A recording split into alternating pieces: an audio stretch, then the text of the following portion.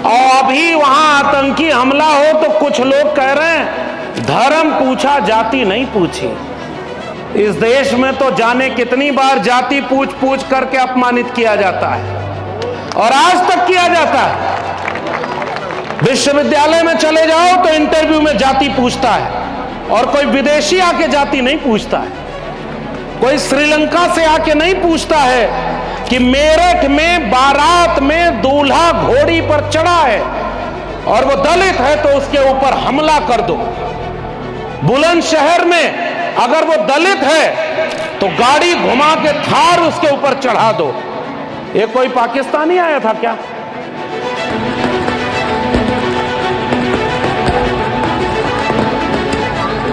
इसलिए ये जो आपदा को अवसर में अब तब्दील करने वाले हैं उनसे कहना, हमारा पुरखा डॉक्टर अंबेडकर कह के गया कि अगर मेरे हित और मेरे देश के हित में टकराव होगा तो मैं अपना हित पहले नहीं चुनूंगा, मैं अपने देश का हित चुनूंगा। हम पहले और आखिर में भारतीय हैं, उसके बाद कुछ हैं। लेकिन अगर मेरे समाज के हित और मेरे देश के हित में टकराव होगा तो मैं अपने समाज के साथ खड़ा होऊंगा, क्योंकि हजारों साल से हमारे लोगों को इसी देश में गुलामों से भी बदतर जीवन जीने के लिए मजबूर कर दिया गया।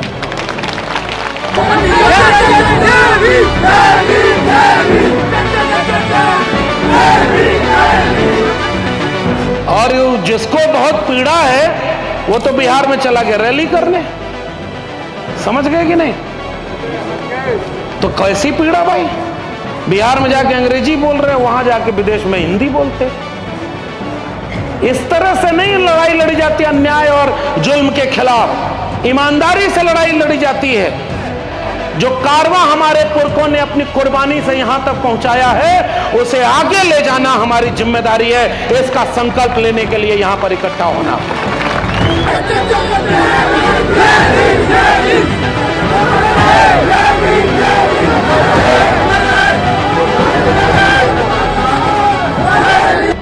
कारवां आगे बढ़ने का मतलब होता है 100 में 90 अगर हमारी जनसंख्या है तो 100 में 90 सुप्रीम कोर्ट का जज SC ST OBC होना चाहिए। बताओ है क्या? जोर से बताओ आप, है क्या? अरे 100 में 90 छोड़ो, 100 में 10% जज भी आपका नहीं है। ये कारवां आगे गया कि पीछे गया? आप, हमारी लड़ाई उनसे नहीं है जो छतरपुर के इलाके में पर्ची बना करके पूरे देश को हिंदू राष्ट्र बनाने की दिशा में ले जाना चाहते हैं।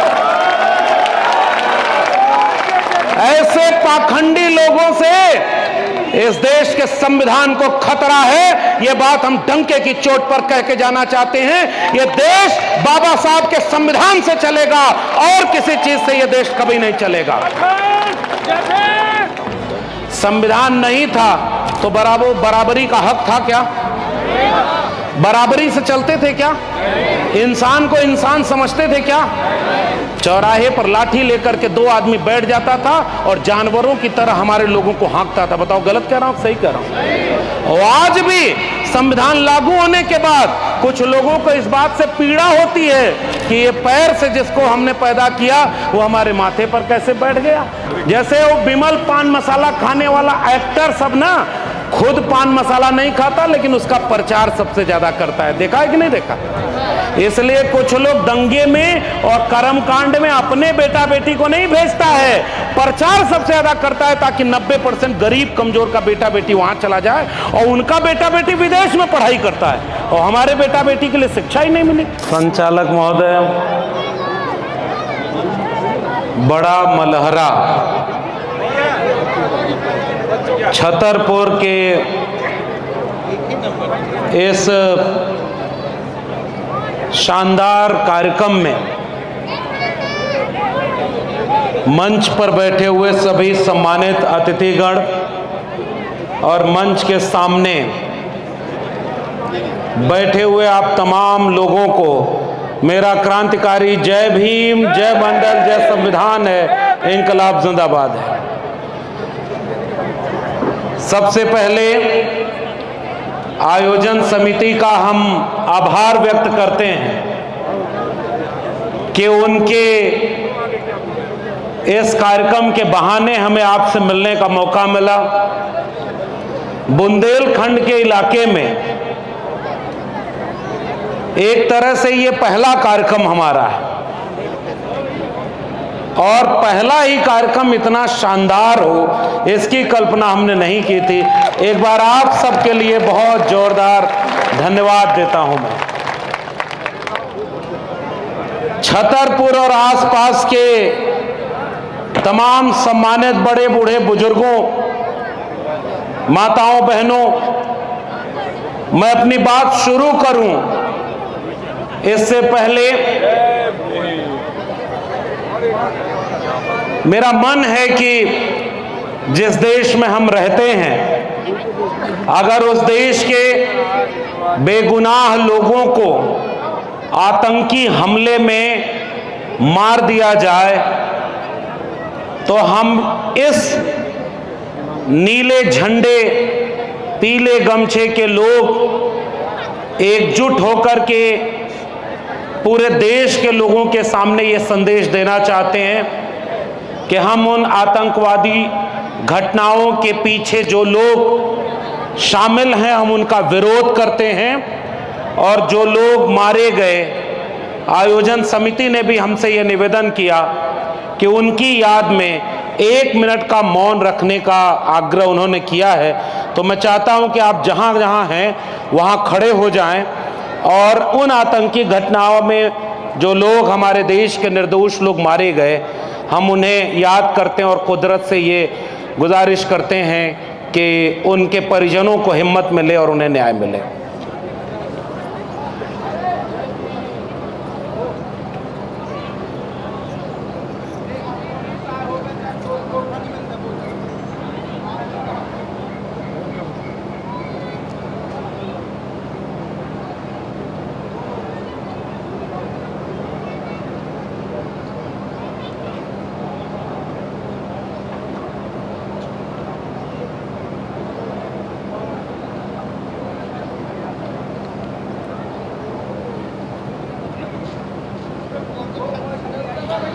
धन्यवाद। एक और दुखद घटना आज ही की पता चली आयोजकों की तरफ से।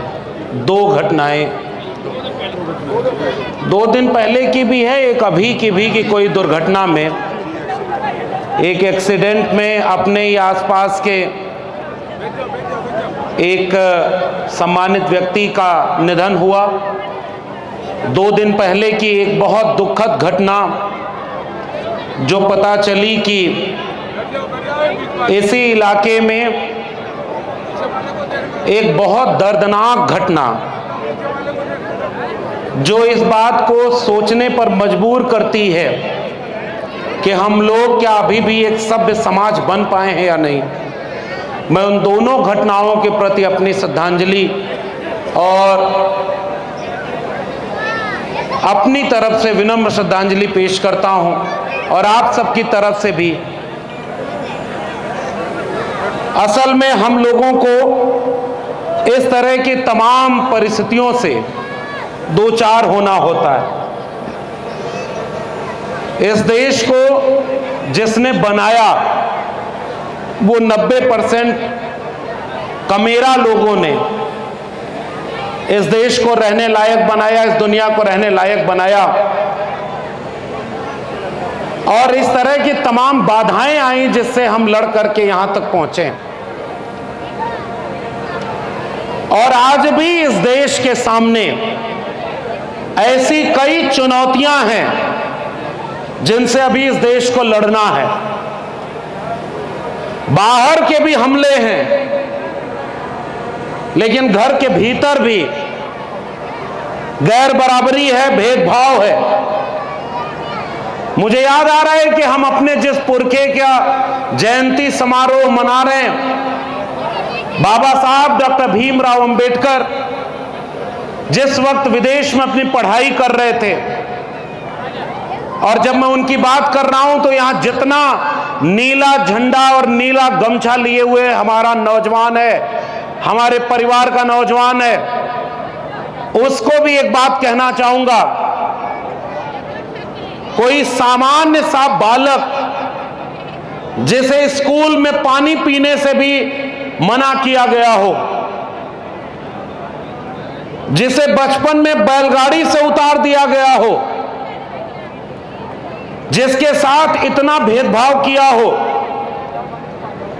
उन्होंने भी मौका मिला तो पहले खूब जमकर पढ़ाई लिखाई की, डिग्रियां जुटाई और दर्जनों डिग्रियां जुटा करके इतने ताकतवर बन करके इस देश में लौटे कि अपने समाज का भला करने के लिए अपनी पढ़ाई लिखाई का फायदा लिया होता है।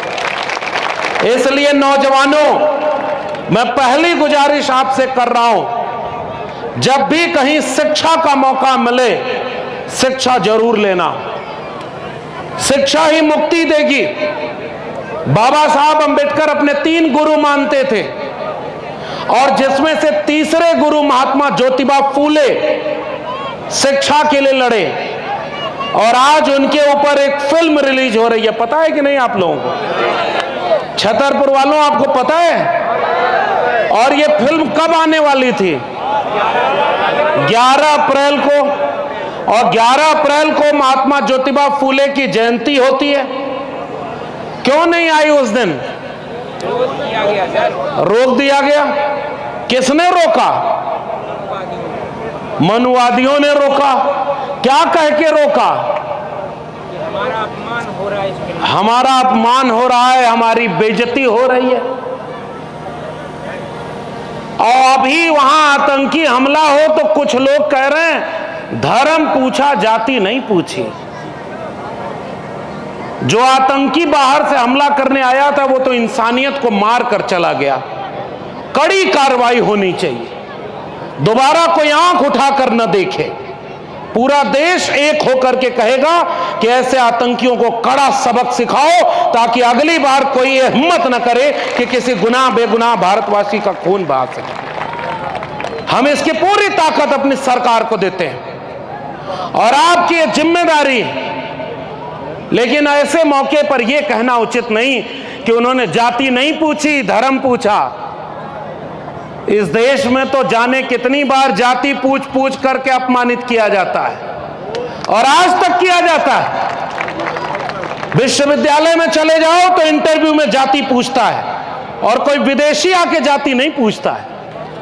कोई श्रीलंका से आके नहीं पूछता है कि मेरठ में बारात में दूल्हा घोड़ी पर चढ़ा है और वो दलित है तो उसके ऊपर हमला कर दो। बुलंदशहर में अगर वो दलित है तो गाड़ी घुमा के थार उसके ऊपर चढ़ा दो। ये कोई पाकिस्तानी आया था क्या? ये प्रयागराज, इलाहाबाद, यहां बगल में बुंदेलखंड और विदर्भ के आगे एक दलित बच्चा कहा कि हम आपके खेत में इस तरह से मजदूरी नहीं करेंगे। उसको उस बोझ में डालकर जला दिया। बताओ ये कोई विदेशी करके गया क्या? इसी देश में बस्तियां फूंक दी गई दलितों की जाति पूछ करके और आज भी ये बुंदेलखंड का इलाका है। हमें भी लोगों ने बताया कि जाति क्या है वो यहां भी खत्म नहीं हुई है और यहां भी जाति के नाम पर छुआछूत और भेदभाव आज भी बरकरार है। हम उससे लड़ने के लिए यहां इकट्ठा हुए हैं कि इंसान और इंसान बराबर होना चाहिए, कोई जाति के नाम पर बंटवारा नहीं होना चाहिए। इसलिए ये जो आपदा को अवसर में अब तब्दील करने वाले हैं उनसे कहना, हमारा पुरखा डॉक्टर अंबेडकर कह के गया कि अगर मेरे हित और मेरे देश के हित में टकराव होगा तो मैं अपना हित पहले नहीं चुनूंगा, मैं अपने देश का हित चुनूंगा। हम पहले और आखिर में भारतीय हैं, उसके बाद कुछ हैं। लेकिन अगर मेरे समाज के हित और मेरे हित में, मेरे देश के हित में टकराव होगा तो मैं अपने समाज के साथ खड़ा होऊंगा, क्योंकि हजारों साल से हमारे लोगों को इसी देश में गुलामों से भी बदतर जीवन जीने के लिए मजबूर कर दिया गया। अगर हमारे लोगों को इंसान ही नहीं समझोगे, हमारे लोगों को बराबरी का सम्मान नहीं मिलेगा तो यह देश हमारा कैसे बनेगा? और जिसको बहुत पीड़ा है वो तो बिहार में चला गया रैली करने।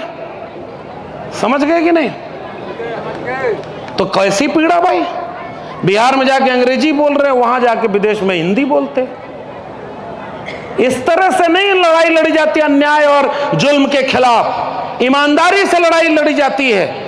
हम ईमानदारी से इस देश को अच्छा देश बनाने के लिए, इस देश को सबका देश बनाने के लिए, इस देश में बाबा साहब डॉक्टर अंबेडकर के संविधान को अपने हाथ में लेकर के अंतिम हद तक लड़ेंगे कि जाति के नाम पर न कोई बड़ा होगा और जाति के नाम पर न कोई छोटा होगा, सब बराबर होंगे। बाबा साहब के संविधान के नाम पर हम ये लड़ाई लड़ना चाहते हैं। और जब हम यहां आए, इस मंच को भी देखो आप, 90% कमेरा, हमें ये गमछा मिला जिसमें एक क्रांति का रंग नीला और दूसरा कुदरत और प्रकृति से जुड़े कमेरों का रंग है पीला। और इस मंच पर भी हमारे एक तरफ अगर दलित दस्तक के शानदार पत्रकार और बहुत देश नहीं दुनिया में अपना नाम कमाने वाले, बहुत संजीदा तरीके से मिशन और आंदोलन के विचार को आगे ले जाने वाले हमारे भाई अशोक दास बैठे हैं, तो दूसरी तरफ ओबीसी महासभा के हमारे भाई महेंद्र सिंह लोधी भी बैठे हुए हैं। एक तरफ आरडी प्रजापति जी बैठे हुए हैं, तो दूसरी तरफ कुशवाहा जी बैठे हुए हैं। और ये बहुजनों का मंच है। एक तरफ छतरपुर के पूर्व प्रशासनिक अधिकारी बाथम जी बैठे हुए हैं, तो हमारी तमाम महिला क्रांतिकारी साथी भी इस मंच पर बैठी हुई हैं। यही 90% का गुलदस्ता है जो हम सबको मिलाकर एक बनाना है। इसके लिए यह शानदार कार्यक्रम आयोजित हुआ है। एक जमाने में इसी इलाके में मान्यवर कांशीराम 85% की लड़ाई लड़ने के साथ बाबा साहब के विचारों का भारत बनाने के लिए इसी पूरे उत्तर भारत में गांव-गांव घूमा करते थे, साइकिल लेकर के चला करते थे। और इसी मंच पर भी यहां आए हुए थे, अभी हमारे आयोजकों ने बताया। यह सुन करके ऐसा लगता है कि यह जिम्मेदारी कितनी बढ़ जाती है। जिस मिट्टी को हमारे पुरखों ने अपनी कुर्बानी से सींचा, हमारी पीढ़ी के नौजवानों, याद रखना, केवल नारा लगाना और केवल भीड़ का हिस्सा बनना नहीं है। जो कारवां हमारे पुरखों ने अपनी कुर्बानी से यहां तक पहुंचाया है, उसे आगे ले जाना हमारी जिम्मेदारी है। इसका संकल्प लेने के लिए यहां पर इकट्ठा होना।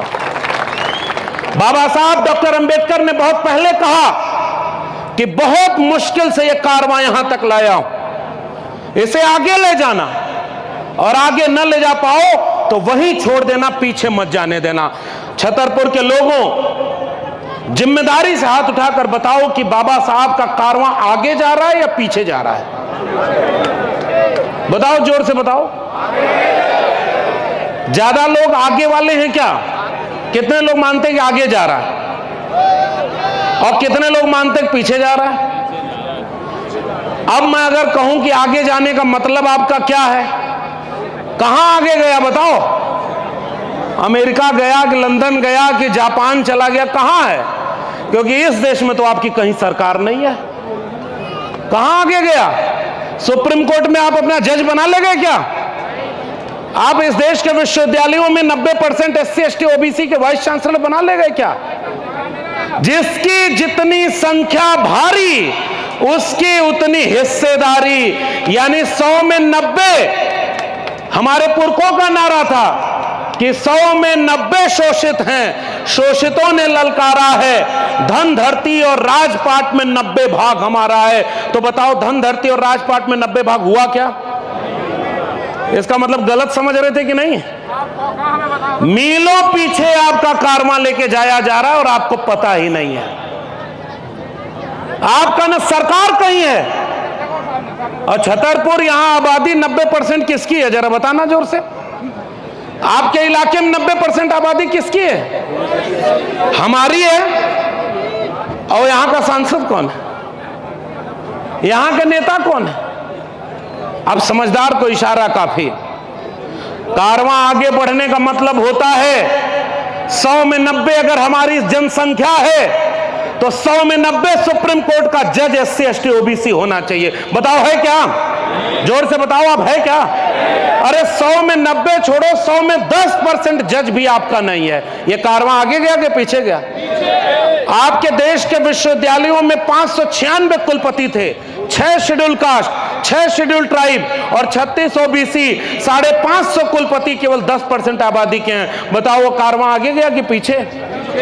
इस देश में आज तक 1% लोगों के पास 40.5% संपत्ति का कब्जा है। 3% संपत्ति पर 50% लोग गुजारा कर रहे हैं। और अगर ऐसा औसत निकाल दो तो आसान भाषा में छतरपुर के लोगों समझना, 100 रोटी और 100 खाने वाले हैं, और 100 रोटी और 100 खाने वालों में 10 रोटी 90 लोग खा रहे हैं और 90 रोटी 10 आदमी खा रहा है। बताओ ये सबका भारत बना क्या? क्या ऐसा ही भारत बनाने का सपना बाबा साहब अंबेडकर ने देखा था? जोर से बोलो आप। इतना गैर बराबरी वाला भारत बनाने का सपना देखा था कि अब ये इसका मतलब कि आज आपके पुरखों का सपना कहां पूरा हो रहा?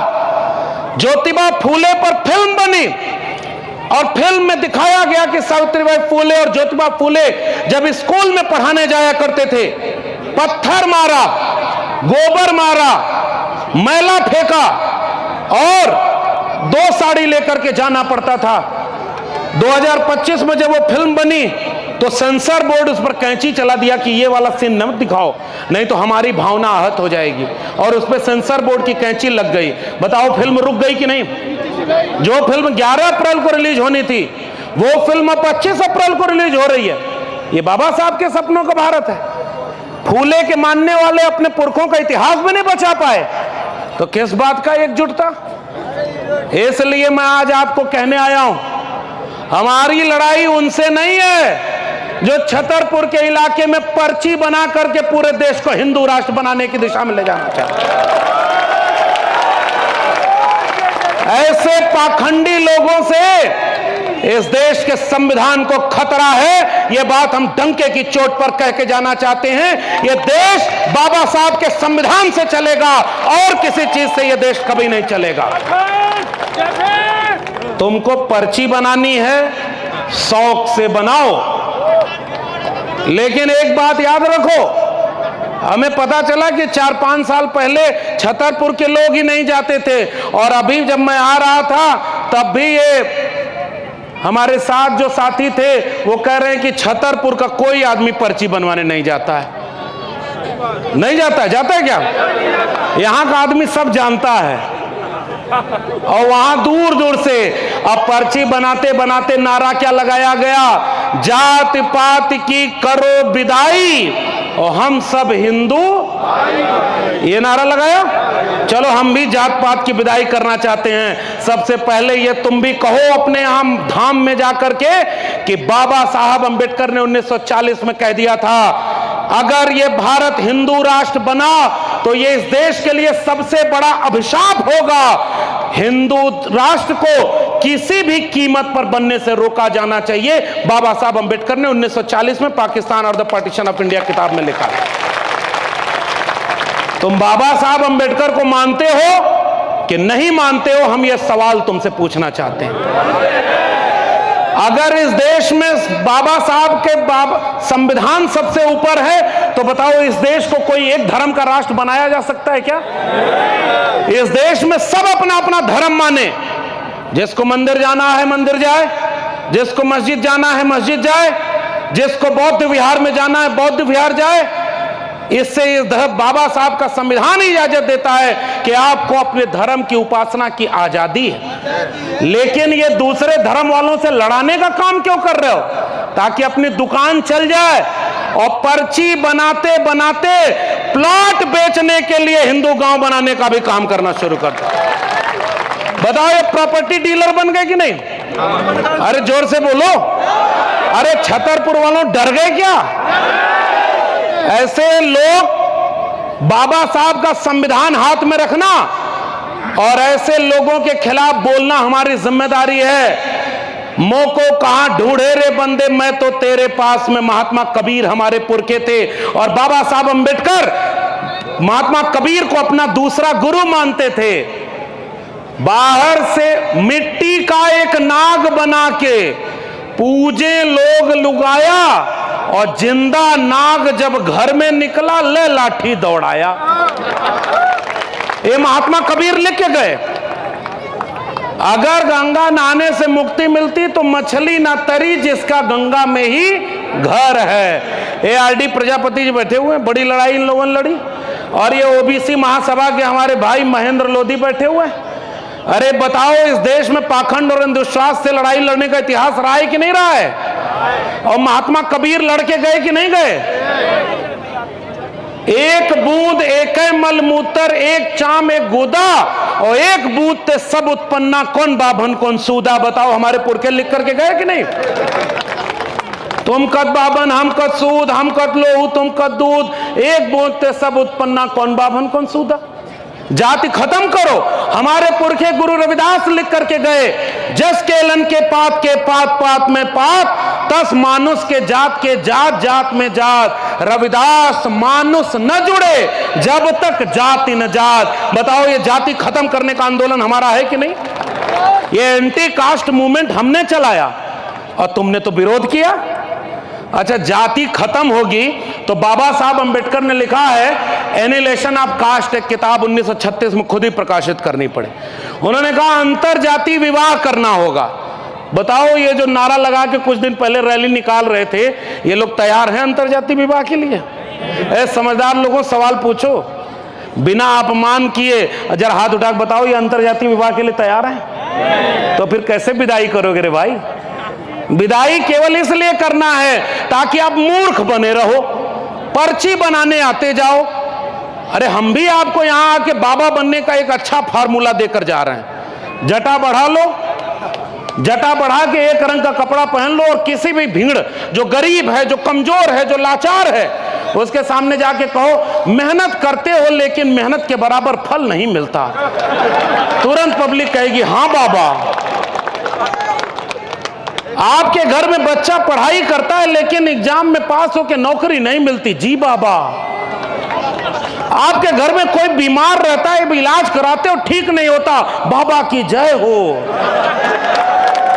जाओ, आज से कृपा रुकी हुई है, जाओ तुम्हारा कल्याण होगा। ऐसे ऐसे भूत भगाते हैं सब।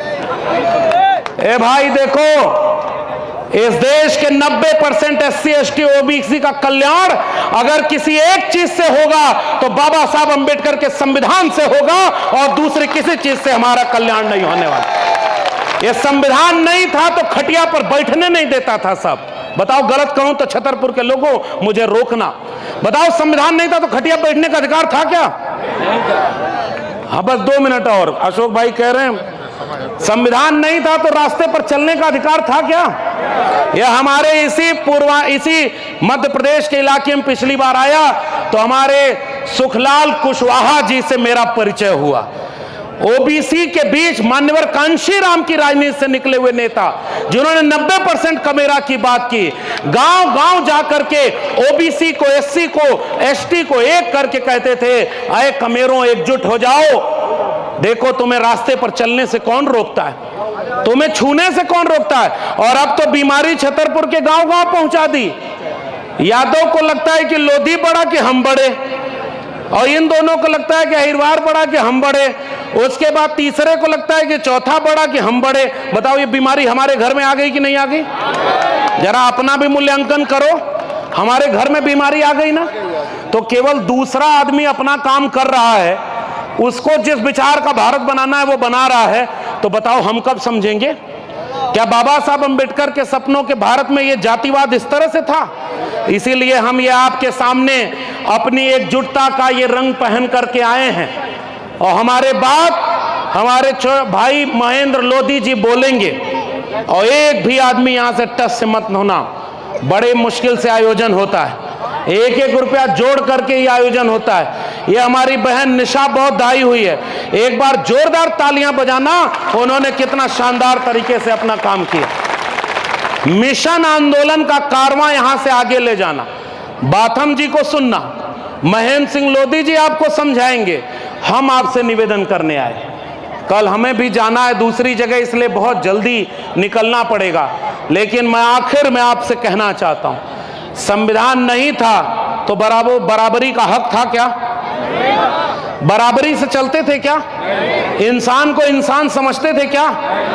चौराहे पर लाठी लेकर के दो आदमी बैठ जाता था और जानवरों की तरह हमारे लोगों को हाँकता था। बताओ गलत कह रहा हूं सही कह रहा हूं? और आज भी संविधान लागू होने के बाद कुछ लोगों को इस बात से पीड़ा होती है कि ये पैर से जिसको हमने पैदा किया वो हमारे माथे पर कैसे बैठ गया। तब उनको कहना कि बाबा साहब के संविधान ने तय कर दिया कि अब न कोई मुंह से पैदा होगा न पैर से पैदा होगा, अब सब बराबर हैं। राजा का बेटा राजा नहीं होगा, रानी के पेट से राजा पैदा नहीं होगा, जनता के वोट से राजा पैदा होगा। और वो संविधान ने हमको हक दिया। मेरे लोगों, इसलिए आखिर में मैं गुजारिश करके जा रहा हूं, 90% आबादी आपकी, ना आप कहीं राजा हो, ना आपका सांसद विधायक, और ना आपके लोगों, और कुछ लोगों को तो फर्जी बना के रख दिया गया है। अब मध्य प्रदेश में खड़ा हूं तो समझदार को इशारा काफी, यहां भी किसी को ऊपर से लाके बैठा दिया गया और कहा गया तो हम तो आपके रिश्तेदार हैं। समझ गए?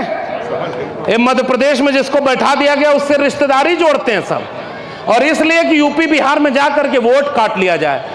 जंगल के चुनाव में कुल्हाड़ी वोट मांग रही थी ये कहकर के कि कुल्हाड़ी हमको वोट दे दो क्योंकि हमारे में लकड़ी भी तो तुम्हारे बीच के जंगल की है। अगर जंगल की लकड़ियों ने कुल्हाड़ी को वोट दिया तो बताओ लकड़ियां बचेंगी क्या? बचेंगी क्या? इसलिए हाथ उठाकर वादा करो, ओबीसी समाज के जितने लोग आए हो, एक भी अन्याय अत्याचार अगर किसी शेड्यूल कास्ट कम्युनिटी के ऊपर हो तो भाई का फर्ज यह है कि लाठी लेकर के उस गरीब कमजोर के साथ खड़े हो जाना, तब जाकर के आपकी एकजुटता बनेगी। ये मैं आपसे अपील करने आया हूं। और एससी और ओबीसी दोनों मिलकर के जहां भी आदिवासी कोई मिले उनके साथ खड़े हो जाना। 90% एकजुट रहोगे तब कोई आपका हक लूट करके नहीं जाएगा। और माताओं बहनों, आप सब भी बड़ी तादाद में हो, ये पाखंडियों से भी बच के रहना। अपना वोट और अपना नोट जो सही जगह नहीं लगा सकता वो कभी इस देश में राजा नहीं बन सकता है। इसलिए अपना वोट और अपना नोट दोनों जगह बचा कर रहना। ये पाखंड वालों से बच के रहना। ये आपको आके कहेंगे कि धर्म के नाम पर एकजुट हो जाओ, उनसे कहना कि धर्म हमारे लिए सियासत का विषय नहीं है, हमारे लिए संविधान सबसे बड़ा विषय है। शिक्षा के लिए एकजुट हो जाएंगे, कलम और किताब हाथ में पकड़ेंगे और बाबा साहब के संविधान को, अभी हमारी बहन जब गीत गा रही थी, वो गाना गा रही थी, संविधान बदलने की बात आ रही है। बताओ दुनिया में कोई ऐसा देश है क्या जहां दुनिया की सबसे बड़ी पॉलिटिकल पार्टी के नेता कहते हो कि अब की बार 400 पार ताकि संविधान बदलना है? बताओ कहा था कि नहीं कहा था? और अगर 400 पार हो गया होता तो इस देश में क्या होता तुमको पता भी है? इसलिए अगर उनको रोका है, दुनिया में कोई देश ऐसा है क्या जो संविधान बदलने के नाम पर चुनाव लड़े? अरे भाई, संविधान से देश चलता है। संविधान ने इस देश के 90% लोगों को हक और अधिकार दिया।